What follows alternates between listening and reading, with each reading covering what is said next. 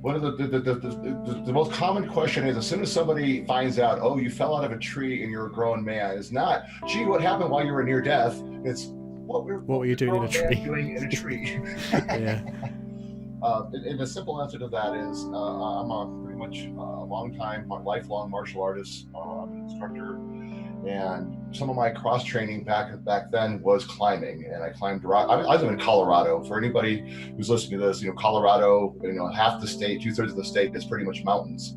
So, climbing here is pretty easy to do. So I've done my share of climbing mountainsides, rocks, all kinds of things. Here, living in the city, trees are everywhere, and I've always had kind of an affinity for trees. They're living creatures, so I've always just enjoyed being in a tree.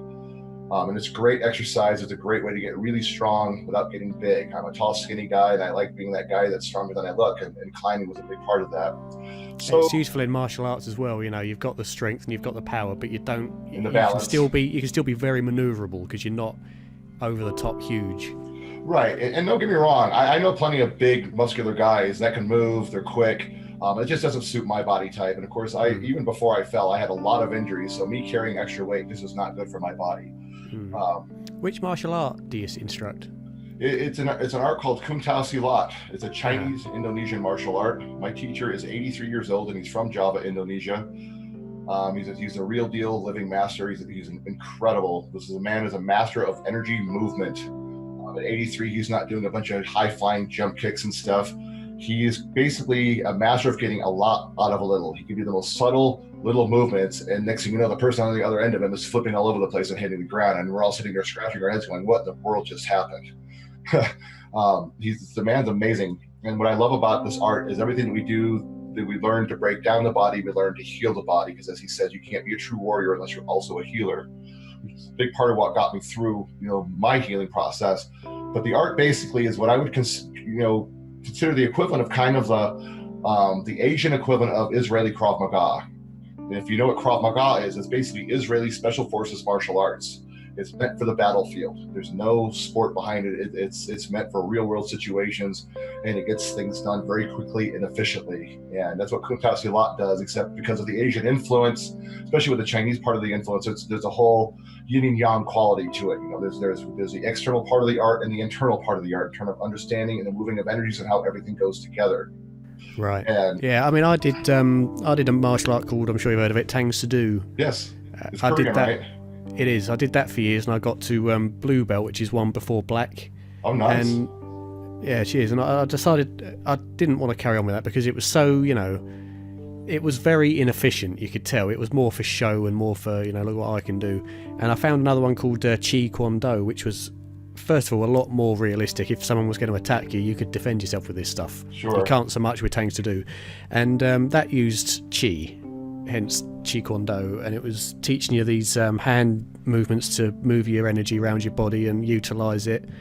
And much more. I prefer martial arts like that are much more practical.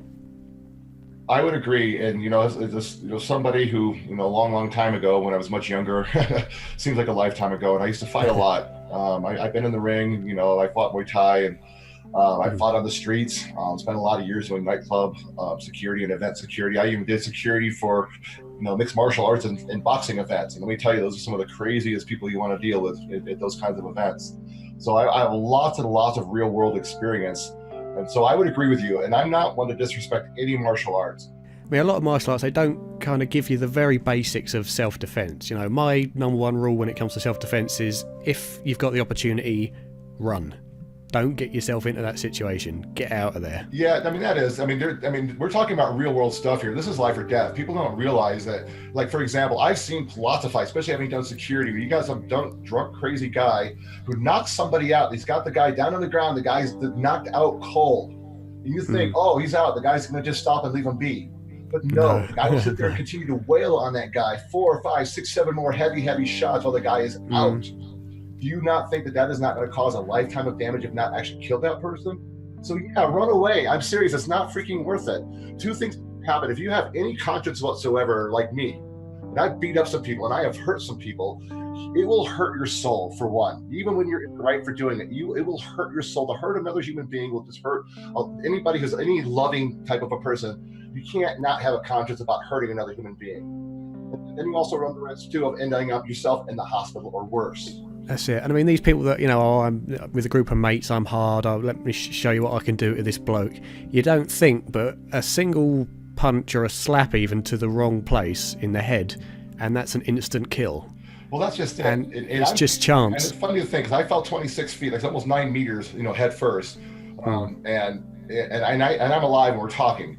And it's true. And I've read so many stories. Somebody can just trip and fall in their house, bump their head on the way down, and they die. With That's the head, it. you just don't know. I mean, so is it really worth it just to show off to your group of peers, I can punch this guy really hard, and then have a life on your conscience for the rest of your life that you've killed this person or seveverly brain damaged you put them in a wheelchair. Now that they had a promising career as a baseball player or a football player or whatever the case may be, and you just ended that for them. Maybe a computer programmer, and now they've got brain damage and they can't do their work anymore. And I mean, also, it also works the other way. If you're with, again, your group of friends and they're egging you on, go on, punch this guy, or someone's approaching you and they're saying, no, keep at him, go and fight him. Is it really worth it? Because, again, one stray punch that you're not expecting and you could be in a wheelchair for the rest of your life. Absolutely. Swallow your ego, don't be stupid, and run. The best form of self-defense is not to be in the position. That's what I've always lived by. Well, one of my favorite quotes in martial arts is, the sign of a true master is one who can diffuse a potentially violent situation into a peaceful one without use of force. Right. That's the sign of a true master. And thankfully, I don't seem to attract those situations anymore. But I can just tell you that the last time, for example, that something like this happened, where somebody kind of got in my face, I was in a club. This was after my NDE of mine, and I've not been in a full-blown fight in, probably 15, close to 20 years. I'm thinking at this point. I'm 52 years old now. But this guy was drunk. It was the end of the night in the club. I'd be DJing that night and kind of getting ready to pack up and go home. And he was a big boy, big built-up guy, and he's really drunk, and he's yelling at people, shoving people around as he's walking through the club. People are trying to, the bouncers are kicking people out and stuff. And he comes walking up to me, shoves me, and I don't remember what he said, but he starts yelling at me something about, he's gonna break me and do all this stuff to me. Yeah. And of course, being a warrior, my first response is, my mind is, I'm gonna kill this guy. Oh my God. Yeah. I don't know if you've been in a fight, but you get really hot. When I know something's gonna happen, my body heats right up. I get super hot. I was like, okay, this is on. Your adrenaline starts going, yeah. I took the adrenaline, all the stuff hits. And I'm a warrior, man. I'm a straight fighter. I'll fight anybody if I'm put in the wrong situation. But the thing is, I had to, something in my mind just flipped. And I thought to myself, I want to do this different. And he's ready. I can just tell he's ready for me to respond. And I looked at this guy and go, man, I can tell you're having a real long night. It sounds like it's been a really rough day. And you know what? I don't want to fight you, but I got a hug for you. Want a hug, brother? I know these bartenders. Maybe we need one for the road or something. I mean, are you okay, man? Do you want to talk about this or something? Are you okay? Now, this is funny. He didn't say anything. He looks at me, he had the most puzzled look on his face. Pure confusion. You can just tell that was not the response he was expecting. No. And understand, he didn't say anything. Nothing actually happened. But what did happen is he just stopped, and instead of messing with anybody, he didn't say anything to me. Nothing happened. He just walked around me, and he walked straight out of the door after that. So I diffused it. So you're perfect. Yeah, so exactly. Nothing happened, and he settled down. Some part of his drunk mind must have just kind of like clicked into gear and went, whoa, I'm really being a jerk right now, and maybe I should just leave. And he did. He just walked out the door. It's amazing, isn't it? Yes, you don't need violence. Rather remember that situation like that than remember the night I got into a fight, especially after my NDE. This is not the time of my life to be being in that kind of a space. I mean, a long time ago is one thing. That's bad enough that I have to live with some of the stuff I live with, but there's no way now. I mean, that's the whole point of this. And I'm sure, as your body ages, it does become more fragile as well, so you can't afford to put yourself in that sort of situation. Well, it's just my conscience. I mean, I'm not concerned about getting myself hurt or something. And one thing about me, and I know that I'm not proud to say this at all, but I'm a knucklehead. I'm not afraid to get hit. I mean, in fact, there was a time, one of the reasons I love to fight is because that I used to enjoy dishing out the pain, but I even enjoyed getting the pain. That doesn't faze me. And I've healed from so much anyways at this point in time. Short of somebody killing me, you're not going to put me through anything I haven't already. That's right, yeah. You've desensitized yourself to pain, yeah. Seriously, whether the NDE or even before, I broke 20 bones in the fall, and then I had probably another 12 dozen broken bones before the fall. Never mind, my knees are shot. Got my elbow shot, my right shoulder, which I dislocated when I was 19, still crackles and pops and gives me pain. So, I mean, I am no stranger to pain at all. Never mind. Human punching bag. Been there, done that, yeah. And Yeah. yeah. I'm a Oh. pretty successful fighter, but even when you win fights, you still get hit. I mean, Mm. everybody out there. I mean, I don't want to unsell anybody short, but anybody out there. I mean, you get hit. A friend of mine I trained with years ago used to call it the price of admission.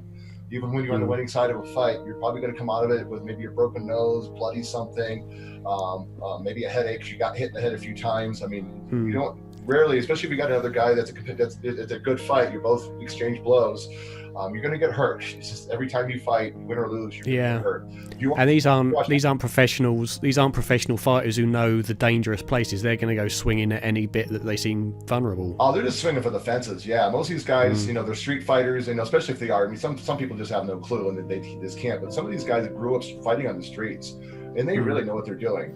In fact, I've often said, I would be more concerned, show maybe even more respect to somebody who's been street fighting all their life, that grew up, like I'm from Detroit, Michigan, somebody that grew up in Detroit fighting their entire life on the streets of Detroit, versus somebody who trained in a dojo all their life or a studio or something like that. I would be more concerned to fight that street fighter, because he's going to be a fighter. He's got experience. He's got tricks and things that he knows he can do that work for him. And that's the thing about fighting is, in the streets, there are no rules, so people fight like it. That's right, and that's real life stuff. If someone's going to attack you, they're going to do it in a street fight style, not a dojo master style. They're going to come at you with a knife. They're going to pick up a baseball bat, anything around. Sucker punch you. They're not going to walk up. That's it. And go, hey, screw up. Let's do this all, like formal style and with respect and stuff. No, they're not. If they want to hurt you, just walk up to them. They'll come up, grab you by the neck, push you down at the floor, sit on top of you, and start wailing on you. Yeah, definitely. So yeah, judo doesn't help at that point. Not when you're down on the ground there, but jiu-jitsu definitely does. If you're at that point on the ground, wrestling and jiu-jitsu come very much in handy. However, need to remind anybody who's a jiu-jitsu fighter, because as somebody who trains in this Kung Tao Silat, we do a lot of jiu-jitsu type movements, what's called East Javanese Silat, but we do it without the jiu-jitsu rules. So if you're on the street, you just got to remind yourself, you're not in a situation with rules, and you can work different attack points when you're on the ground than you can if you're just trying to submit somebody. So, and that's the thing you just got to be careful about, because I'm not, if you're in the streets, I want to end it quickly. I don't want, the longer you're in a compromising situation, the more of a risk you're at of somebody else coming in, stabbing you, punching you, kicking you in the back of the head or something like that. I mean, the thing is, you look at these tough guys who are big, bulky, they're, when you get into it, when they come into a fight with a little weedy guy, they're not going to be frightened. They're going to think it's all good. But the difference is that little weedy guy is now, because he is frightened for his life, he's going to be pumped full of adrenaline, making him 50 times stronger. Oh, heck yes. And because that big guy doesn't have that, he's now suddenly less powerful. You just reminded me of a situation when I was working security in Colorado Springs, probably 20 years ago now. It's funny. There's in Colorado Springs is very much a military town. There's a big Army base down there called Fort Carson. It also has the Air Force Academy, and I think it's another Air Force field down there as well. So it's a very military town. And I used to work for clubs down there, and a lot of military people, especially these Army guys, would come in there and they'd get drunk and get into fights. They thought nothing of it. And I remember this one time, it's funny, there's this hippie couple. Seriously, they're wearing their tie-dyed clothes. And this girl was super cute. She was really, really cute. And her boyfriend was a small guy. I mean, he was small, not much bigger than probably my pinky finger. He's a little dude. And this big, and I'm in this packed club, and I'm kind of watching this going on from the distance. I'm working security, and I can see something starting to go down. This guy is now hitting on this hippie guy's girlfriend right in front of him, and just shoving him out of the way, just literally shoving him out of the way, grabbing up on this girl, forcing himself up on her. And she's clearly terrified, and he doesn't care. He's just doing what he wants, and just literally throwing this skinny little dude off to the side. And at one point, he grabs this guy, throws him, and bounces him off the wall. It wasn't that far, but still, he just bounces the little kid off the wall. Yeah. And that kid, he was 21, he was in a club, but still, he was a young guy. That's still young, isn't it? Yeah. So that could have ruined the rest of his life. Absolutely, but check this out. You want to talk about poetic justice? Sometimes there really is poetic justice. I don't think this kid has ever been in a fight in his life. Okay, this is the ugliest haymaker punch I think I've ever seen in my life. I'm trying to get through the crowd because this is getting bad, and I made the call to get back up, but I'm going to definitely be the first person there, and I'm going to deal with this guy. So anyway, I'm trying to get through the crowd, and this whole thing's going down. And I watch this skinny little guy get up, and he's freaked out, of course. And all of a sudden, you get to see this crazy look on his face. He just wings out. I think his eyes were even closed when he threw the punch. He just wings out this big, crazy, looping punch that it was the dumbest looking thing I've ever seen. but he caught the dude on the chin, the army guy. He caught him right on the tip of the chin, spun his head, and the guy dropped like a ton of bricks. Yeah. Out cold. I was like, the animal kicks in. I walked up and I'm like laughing on the one hand and go, dude, that was awesome. I'm sorry that happened to your girl, but that was awesome. Now you need to back off because when he wakes up, he's going to be pissed. Let me get him out of here. Yeah. It's amazing, isn't it? I mean, the stuff that sort of thing can do, you hear it about women whose kids are drowning or are trapped under in heavy metal beams or something, and they get this superpower. Right. And it's the same sort of thing. When someone you love's in danger or you're in danger, your body's flooding itself full of chemicals and you turn into a wild animal. And he sure did. I mean, the tiger or whatever it was, that sure came out of him for a minute there. Yeah. It was that monkey style or something, but it sure did. I tell you, that was cool. a frightened human being is one of the most dangerous creatures around. Definitely. You know, fear is a powerful motivator, but we don't want to get caught up in fear. The fear I'm talking, and let's be clear, because we're having a little bit of a little spirituality here too. Now, there's a difference between the fight or flight instinct that keeps us in survival mode with a primal part of our nature, you know, being on planet Earth and being part of the natural ecosystem. I think there's a certain point where that kind of fear keeps you sharp, keeps you aware, keeps you tuned in. And we need to be careful to differentiate that kind of fear versus, say, a fear that is basically that which takes away love, that which takes away, you know, in our quality of life, because so much of our life has lived in this sense of fear. But that's a fear that breeds a certain kind of a doubt in terms of what we can do and what's even possible for ourselves as a person and what we might experience in our life path. So I just want to really differentiate. There's a certain fear that's healthy, but it's not the fear that takes away from love. Because sometimes that kind of fear, you're doing it out of love because that's the best thing to do in the moment, even for as barbaric as it may seem in that moment, because you're not being given any other choice.